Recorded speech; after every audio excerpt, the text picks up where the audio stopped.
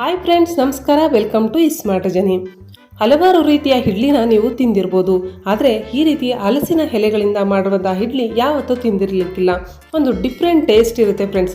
ಹಲಸಿನ ಎಲೆಗಳ ಫ್ಲೇವರಲ್ಲಿ ತುಂಬಾ ರುಚಿಯಾಗಿರುತ್ತೆ ಫ್ರೆಂಡ್ಸ್. ಕೆಲವು ಹೋಟೆಲ್ಗಳಲ್ಲಿ ಈ ಇಡ್ಲಿ ತುಂಬಾ ಫೇಮಸ್ಸು. ಹಲಸಿನ ಎಲೆಗಳಿಂದ ಬಿಟ್ಟರೆ ಬೇರೆ ಯಾವುದರಿಂದನೂ ಅವರು ಇಡ್ಲಿ ಮಾಡೋದೇ ಇಲ್ಲ.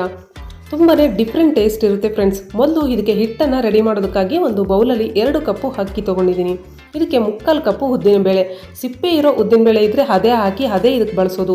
ಅರ್ಧ ಸ್ಪೂನು ಮೆಂತ್ಯವು ಹಾಕಿ ಇದನ್ನು ಚೆನ್ನಾಗಿ ಒಂದು 4 ಸರ್ತಿ ನೀರಲ್ಲಿ ವಾಶ್ ಮಾಡಬೇಕು. ತದನಂತರ ಇದರಲ್ಲಿ ಬೇರೆ ನೀರು ಹಾಕಿ 5 ಗಂಟೆಗಳ ಕಾಲ ನೆನೆಯೋದಕ್ಕೆ ಇಡಿ. 5 ಗಂಟೆ ಆದಮೇಲೆ ಒಂದು ಅರ್ಧ ಕಪ್ಪು ಅವಲಕ್ಕಿನ ಒಂದು ಬೌಲಲ್ಲಿ ಹಾಕಿ ನೀರು ಹಾಕಿ ತೊಳೆದ್ಬಿಟ್ಟು ಒಂದು 5 ನಿಮಿಷ ನೆನೆಯೋದಕ್ಕೆ ಬಿಡಿ. 5 ನಿಮಿಷ ಆದಮೇಲೆ ಅವಲಕ್ಕಿ ನೆಂದಿದೆ ನೋಡಿ. ಈಗ ಅಕ್ಕಿ ಹಾಗೆ ಅವಲಕ್ಕಿ ಎರಡನ್ನೂ ಮಿಕ್ಸ್ ಮಾಡಬೇಕು. ಈ ರೀತಿ ಮಿಕ್ಸ್ ಮಾಡೋದ್ರಿಂದ ಹಿಟ್ಟು ರುಬ್ಬಿದಾಗ ನೀಟಾಗೆ ಮಿಕ್ಸ್ ಆಗುತ್ತೆ. ಈಗ ಇದನ್ನು ಒಂದು ಮಿಕ್ಸಿ ಜಾರಲ್ಲಿ ಹಾಕ್ಕೊಂಡು ಇದಕ್ಕೆ 1 ಕಪ್ಪು ನೀರು ಸಹ ಹಾಕಿ ಇಡ್ಲಿ ಹಿಟ್ಟಿನ ಹದಕ್ಕೆ ಅಂದರೆ ರವೆ ಥರ ರುಬ್ಕೋಬೇಕು.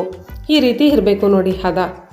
ಈಗ ಇದನ್ನು ಒಂದು ಬೌಲಲ್ಲಿ ಹಾಕಿ ಸಾಧ್ಯವಾದಷ್ಟು ಅಲ್ಯೂಮಿನಿಯಂ ಬೌಲಲ್ಲಾದರೂ ಪ್ಲಾಸ್ಟಿಕ್ ಬೌಲಲ್ಲಾದರೂ ಹಾಕಿದರೆ ಬೇಗ ಪರ್ಮೆಂಟ್ ಆಗುತ್ತೆ. ಇದನ್ನು ಚೆನ್ನಾಗೆ 1-2 ನಿಮಿಷ ಮಿಕ್ಸ್ ಮಾಡಿ. ಈ ರೀತಿ ಮಿಕ್ಸ್ ಮಾಡೋದ್ರಿಂದ ಕೈಯಿಂದ ಚೆನ್ನಾಗೆ ಪರ್ಮೆಂಟ್ ಆಗುತ್ತೆ ಫ್ರೆಂಡ್ಸ್. ಈಗ ಮುಚ್ಚಳ ಮುಚ್ಚಿ ಓವರ್ ನೈಟ್ ಹಾಗೆ ಬಿಟ್ಟಿದ್ದೀನಿ ನಾನು ಪರ್ಮೆಂಟ್ ಆಗೋದಕ್ಕೆ. ಇದಕ್ಕೆ ಹಲಸಿನ ಎಲೆಗಳನ್ನು ತೊಗೊಂಡಿದ್ದೀನಿ ನೋಡಿ. ಈ ಹಲಸಿನ ಎಲೆಗಳನ್ನು ಈ ರೀತಿ ತೆಂಗಿನ ಗರಿ ಕಡ್ಡಿನ ಇದಕ್ಕೆ ಯೂಸ್ ಮಾಡ್ತಾ ಇದ್ದೀನಿ ನಾನು. ನಿಮಗೆ ಬೇಕಾದರೆ ಬೇವಿನ ಕಡ್ಡಿ ಯೂಸ್ ಮಾಡ್ಬೋದು. ಮಕ್ಕಳಿಗೆ ನೀವಳಿಸೋದಕ್ಕೆ ಯೂಸ್ ಮಾಡ್ತಾರಲ್ಲ ಆ ಕಡ್ಡಿನೂ ಸಹ ಬಳಸ್ಬೋದು ಫ್ರೆಂಡ್ಸ್. ಇದಕ್ಕೆ ನೋಡಿ ಒಂದಕ್ಕೊಂದು ಜಾಯಿಂಟ್ ಮಾಡೋದು ಅಷ್ಟೇ ನೀಟಾಗಿ. ನಿಮಗೆ ಅರ್ಥ ಆಗಿಲ್ಲ ಅಂದರೆ ವಿಡಿಯೋನ ರಿಪೀಟ್ ಮಾಡಿ ನೋಡಿ, ಅರ್ಥ ಆಗುತ್ತೆ. ತುಂಬ ಸುಲಭ. ನಿಮಗೆ ಬೇಕು ಅಂದರೆ ಇದೇ ಸಪ್ರೇಟಾಗಿ ಒಂದು ವಿಡಿಯೋ ಮಾಡಿ ಹಾಕ್ತೀನಿ, ನೀವು ನೋಡ್ಬೋದು. ಇದನ್ನು ಮಾಡೋದು ತುಂಬಾ ಸುಲಭ. ಒಂದಕ್ಕೊಂದು ಜಾಯಿಂಟ್ ಮಾಡ್ತಾ ಹೋದರೆ ಎಲೆಗಳನ್ನು ಈ ರೀತಿ ಬೌಲ್ ಶೇಪಲ್ಲಿ ಬರುತ್ತೆ. ಮಾವಿನ ಎಲೆಯ ತೋರಣನ ಯಾವ ರೀತಿ ಪೋಣಿಸ್ತೀವಿ ನೋಡಿ, ಸೇಮ್ ಅದೇ ರೀತಿಯೇ ಇದನ್ನು ಬೌಲ್ ಶೇಪಲ್ಲಿ ನಾವು ಪೋಣಿಸ್ತಾ ಇದ್ದೀವಿ, ಅಷ್ಟೇ ವ್ಯತ್ಯಾಸ. ಬಾಳೆ ಎಲೆಯಲ್ಲೂ ಸಹ ನೀವು ಈ ಇಡ್ಲಿನ ಮಾಡ್ಬೋದು. ಎಲ್ಲನೂ ರೆಡಿ ಮಾಡ್ಕೊಂಡಿದ್ದೀನಿ ನೋಡಿ. 3 ಆಗಿದೆ ನಾನು ತೊಗೊಂಡಿರೋ ಎಲೆಗಳಿಗೆ. ಈಗ ಹಿಟ್ಟು ಸಹ ಪರ್ಮೆಂಟ್ ಆಗಿದೆ, ಚೆನ್ನಾಗಿ ಪರ್ಮೆಂಟ್ ಆಗಿದೆ ಹಿಟ್ಟು. ಇದಕ್ಕೆ ರುಚಿಗೆ ತಕ್ಕಷ್ಟು ಉಪ್ಪು ಹಾಕಿ ಚೆನ್ನಾಗಿ ಮಿಕ್ಸ್ ಮಾಡಿ. ಇದರಲ್ಲಿ ಏರ್ ಗ್ಯಾಪ್ಸ್ ಹೋಗದೆ ಇದ್ದಂಗೆ ಮಿಕ್ಸ್ ಮಾಡಬೇಕಾಗುತ್ತೆ. ತುಂಬ ಓವರಾಗಿ ಮಿಕ್ಸ್ ಮಾಡಿದ್ರೆ ಏರ್ ಗ್ಯಾಪ್ಸ್ ಎಲ್ಲ ಹೊರಟೋಗುತ್ತೆ, ನೀಟಾಗಿ ಉಬ್ಬಲ್ಲ ಇಡ್ಲಿ. ಈಗ ಇದರೊಳಗಡೆ ಇಡ್ಲಿ ಹಿಟ್ಟನ್ನು ಹಾಕ್ಕೋಬೇಕು ನೋಡಿ. ಅರ್ಧ ಭಾಗದಷ್ಟು ಮಾತ್ರ ಹಾಕ್ಕೊಳ್ಳಿ, ಫುಲ್ ಹಾಕ್ಕೊಂಡ್ರೆ ಇಡ್ಲಿ ಉಬ್ಬುತ್ತೆ. ಆದ್ದರಿಂದ ಈ ರೀತಿ ಹಾಕ್ಕೊಂಡಾದ್ಮೇಲೆ ನೀರು ಆಲ್ರೆಡಿ ನಾನು ಪಾತ್ರೆಯಲ್ಲಿ ಕಾಯೋದಕ್ಕೆ ಇಟ್ಟಿದೆ. ಅದರೊಳಗಡೆ ಇಡ್ಲಿ ಸ್ಟ್ಯಾಂಡ್ ಆದರೂ ಯಾವುದಾದ್ರೂ ಪ್ಲೇಟ್ ಆದರೂ ಇಟ್ಟು ನೀವು ಈ ರೀತಿ ಇಟ್ಟು ಮೇಲೆ ಪ್ಲೇಟ್ ಮುಚ್ಚಿ 15 ನಿಮಿಷ ಬೇಯಿಸ್ಕೋಬೇಕು. 15 ನಿಮಿಷ ಆದಮೇಲೆ ಒಂದು ಸತಿ ಚೆಕ್ ಮಾಡಿ ಫೋರ್ಕ್ ಸ್ಪೂನಿಂದ, ಆವಾಗ ನಿಮಗೆ ಗೊತ್ತಾಗುತ್ತೆ ಬೆಂದಿದೆಯಾ ಇಲ್ಲ ಅಂತ.